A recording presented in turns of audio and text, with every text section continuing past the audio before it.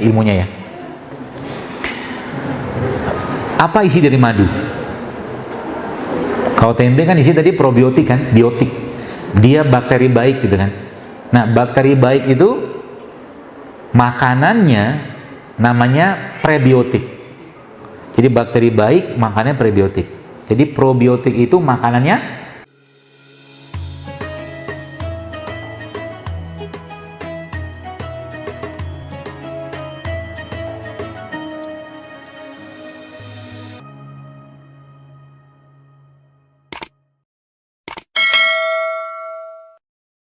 prebiotik. Jadi probiotik itu makanannya prebiotik. Jelas ya? Tempe ini kan probiotik. Ya. Ketika teman-teman katakanlah kasih dia madu sebagai prebiotiknya, maka bakteri dalam tempe tadi akan berkembang biak. Kalau dia berkembang biak ketika masuk ke pencernaan kita, maka dia akan perbaiki isi ususnya. Ya, seperti itu ya gampangannya. Atau juga mungkin teman-teman bisa pakai ini. Sumber prebiotik yang paling baik. Jadi saya saya pengen pesan kepada Anda, mari jadi pemuda atau akhwat atau ikhwan rimpang, rempah dan kurma. Ya, jadi tiap hari itu Anda mengkonsumsi makanan-makanan sehat gitu loh. Ya, sekarang jadi tempe nih setahu saya jenis bakterinya bukan bakteri yang kuat tahan panas. Nanti coba tanya ahlinya. Ya. Jadi kalau kita makan tempe goreng itu sebenarnya sudah banyak yang berkurang. Mungkin feeling saya sudah habis tuh bakteri mati. Sedangkan dia kan probiotik gitu kan, bakteri kan gitu. Jadi semakin banyak probiotiknya, semakin banyak prebiotiknya masuk ke badan kita, nih saya kasih solusinya aja. Akan semakin sehat banget. Itu sebabnya dalam hari-hari teman-teman sekalian, saya pesan aja 4 hal ini yang Anda coba masukin dalam list makanan. Ya. Yang pertama apa? Madu. Ya. Madu yang bagus, madu yang asli itu mana? Jawaban saya madu yang jelas sanatnya, madu yang jelas perawinya, madu yang jelas matannya. Yang belajar hadis paham. Yang nggak paham diam aja. Madu yang jelas sanatnya, ngambil dari mana? Perawinya siapa yang mengambilnya? Matannya bagaimana kandungannya itu loh. Ya. Yang pertama madu, yang kedua apa? Jangan lepas ini. Kurma. Ya, tidak hanya Ramadan, daripada Anda beli gorengan tiap hari, lebih Anda makan kurma. Jelas jauh lebih berkualitas. Ya, jadi seperti itu. Yang ketiga apa? Yang ketiga ya, rempah. Apapun bentuknya. Ya, rempah itu contohnya apa sih?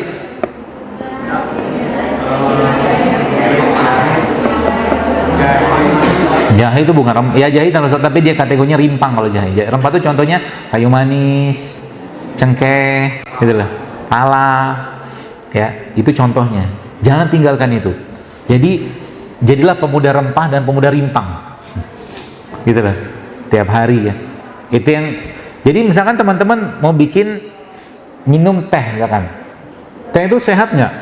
Kalau tehnya, jujur kalau tehnya saset sebenarnya nggak sehat. Ya, tapi kalau tetap Anda pengen minum teh sasetan, coba dimasukin rempah di situ. Ya. Pemanisnya pakai apa? Jangan pakai gula, pakai madu kalau ada madu. Kalau enggak sekarang banyak tuh, ada gula aren, ada gula singkong, ya, ada gula kelapa, kan banyak tuh. Dan lebih baik kadang-kadang nggak usah pakai gula sekalian. Tehnya tawar. Karena kan kita butuh gulanya, bukan butuh gula pasir, tapi kita butuh karbohidratnya. Seperti itu ya. Jadi contoh misalkan bikin teh nih, teh saset Anda belilah gitu kan. Nah, cemplungin ke situ misalkan nih bukan ketumbar, kapulaga misalkan. Itu efeknya ke badan akan beda sekali teman-teman sekalian, beda nasib kalau saya. Ya. Kemudian tadi rempah ya, rempah. Contoh tadi kan ada ketumbar, ada kayu manis, ada apa segala. Itulah bahan bakunya tubuh kita, mineralnya itu penting sekali. Yang keempat, rimpang. Rimpang tuh contohnya apa? Tadi, rimpang itu tanaman yang batangnya ada di dalam tanah, itu rimpang. Seperti apa contohnya? Jahe, apa lagi? Kunyit, lengkuas, nah gitulah ya. Temulawak ya juga sama tuh, seperti kurang lebih kayak begitu ya. Dan ada 2 lagi sebenarnya, 3 lagi maaf tambahannya. Yang pertama probiotik. Probiotik itu apa? Makanan fermentasi, contohnya tempe. Nah, saya sih berharap nanti teman-teman Anda kan mahasiswa nih, masih banyak ide-ide kreatifnya. Tempe itu sebenarnya bisa dibikin bukan hanya dari kedelai aja, dari biji rambutan juga bisa. Betul, biji rambutan tuh jangan, sebenarnya kalau mau dimakan bisa dimakan. Banyak biji-biji yang kita bisa makan, biji rambutan, kemudian biji salak sih belum tahu kalau salaknya. Kedondong juga nggak tahu. Biji rambutan, biji anggur, biji semangka, biji durian. Biji durian itu sangat tinggi asam aminonya. Jadi kalau teman-teman bikin tempe dari non kedelai itu bagus sebenarnya, banyak pilihan biji-bijiannya. Dan belum banyak yang buat. Bikin tempe ini kan gampang sebenarnya kan. Modal ragi doang. Modal ragi taruh di satu tempat selesai gitu loh. Jadi dia. Ya. Jadi bikin seperti itu probiotik ya. Jadi makanan itu sebabnya mungkin adik-adik mungkin pernah baca bahwa salah satu makanan paling sehat di dunia namanya apa? Rendang. Rendang sehat nggak sih? Enak iya, sehat mah tidak. Ya, jadi kalau salah satu makanan sehat di dunia yang diakuin adalah kimchi. Ya, kimchi itu makanan Korea itu loh. Jadi orang Korea itu makanannya apapun dia akan makan kimchi dulu. Lihat sajian kalau teman-teman yang makan di restoran Korea selalu ada kimchinya. Dan itu luar biasa pentingnya buat pencernaan kita sebenarnya. Ya. Kimchi. Jadi tadi probiotik ya, ini salah satu probiotiknya. Contoh yang lain probiotik apa? Banyak miso. Miso tuh probiotik tuh. Ya, itu masukin ke badan tiap hari itu. Dan yang ketiganya yang keberapa? 1 2 3 4 5. Tadi kan udah 4. Yang kelima berarti yang keenam. Yang keenamnya prebiotik atau juga tambahkan situ asam amino. Contoh kayak begini nih. Ya kayak mungkin kita membahas kayak sayuran, buah-buahan, itu kan ada banyak prebiotik di situ. Jadi makanannya probiotik itu adalah prebiotik. Teman-teman masih suka makan nasi putih? Nasi. Saran saya dimodif nasinya. Iya, udah modif nasinya. Supaya nasi putih itu kan kenapa banyak dilarang? Karena tinggi banget gulanya. Itu masalahnya. Kalau sudah makan nasi putih, apa yang terjadi saat Anda kuliah? Ngantuk loh. Karena tubuh susah tubuh kita tuh berat sekali memetabolisme gula pada nasi itu gitu. Caranya gimana supaya nasi tetap tinggi seratnya? Gampang. Saran pertama, ini saya saja kalau mau nyobain sih ya. Nanti coba ambil cabai rawit begini. Tambahkan bawang putih, tambahkan serai sedikit. Ditumis pakai minyak kelapa. Ya, tumis pakai minyak kelapa atau kalau enggak pakai minyak zaitun, tumis api kecil aja. Nanti tambahkan garam sedikit, garam bukit ya atau garam laut, garam yang sehat lah, sama tambahkan lada hitam. Ya. Dioseng-oseng sebentar, itu nanti dimasukkan ke nasinya. Tapi ini bukan nasi goreng sih ya. Kebayang ya?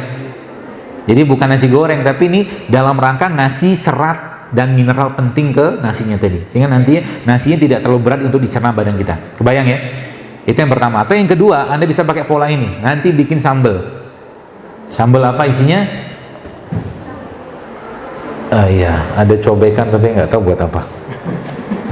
Isi sambalnya nanti cabai rawit, kurma sama bawang putih sama garam. Jadi karena judulnya kita sudah mulai berpisah sama gula pasir, maka teman-teman bisa ganti pemanisnya pakai kurma. Gitu lah. Diulek-ulek sebentar, lalu ini tempenya Anda hancur-hancurin, masukin ke nasinya, maka nasi Anda full serat, full protein, full probiotik. Kebayang ya? Kalau mau sedikit ada sensasi manis-manisnya, suwir-suwirin kurma di situ. Aneh tapi enaknya minta ampun. Saya udah pernah nyobain misalnya. Ya, seperti itu. Lalu, jam 2:30 ya. Terakhir, tadi kan ada prebiotik kan? Jadikan mereka-mereka ini teman harian Anda, camilannya. Ya. Teman-teman lihat. Ini kan ada apa tuh namanya? Manggis ya.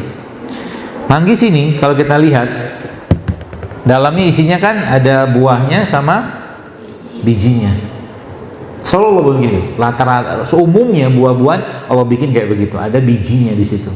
Dan bijinya ini umumnya sebagian besar kandungan gizinya sangat tinggi. Jadi kalau makan manggis, yang saya sampaikan makan sama bijinya. Bahkan kalau teman-teman mau blender manggis ini, blender sama bijinya nggak pahit, insya Allah. Kita nyobain.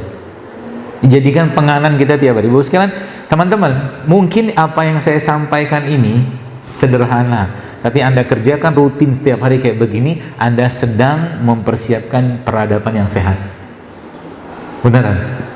Karena kita sekarang ngelihat, saya agak was-was dengan begitu berlimpahnya kedai-kedai minuman di mana-mana yang isinya gula. Saya nanti ya, nauzubillah min zalik, semoga tidak, kita akan mudah mendapatkan orang-orang Indonesia yang 15 tahun, nauzubillah min zalik, 20 tahun sudah kena diabetes. Artinya kalau Anda nggak cegah mulai sekarang, wassalam kita. Apalagi generasi autoimun. Terlalu dikit-dikit obat-obat, sedikit-dikit obat. Bukan nggak boleh makan obat, boleh, tapi proporsional gitu loh. Ya, ada lagi batuk pilek, ambil cengkeh, ambil jahe, ambil kayu manis misalkan, atau ambil kapulaga, itu juga obat pilek gitu loh. Tinggal keprek, datang ke pasar, beli, modal goceng juga dapat. Yang gitu ya. Simple sebenarnya, ya. Nah, tadi manggis ini, kembali sini. Maka dia isinya tadi apa? Isinya kan dari mulai kulit luarnya ini ya, bermanfaat sampai kulit dalamnya, termasuk sampai ke bagian putihnya dan bijinya. Semakin banyak perlindungan di situ yang Allah ciptakan, maka biasanya kandungannya semakin berharga. Maka di Indonesia ada satu jenis sumber asam amino yang terbaik yang Allah ciptakan di negeri ini, yang dia mengandung hampir semua jenis komponen asam amino manusia, yang Allah lindungi dengan serat, Allah lindungi dengan cangkang, Allah lindungi dengan kulitnya lagi, dan sumber asam amino tersebut namanya apa? Air kelapa.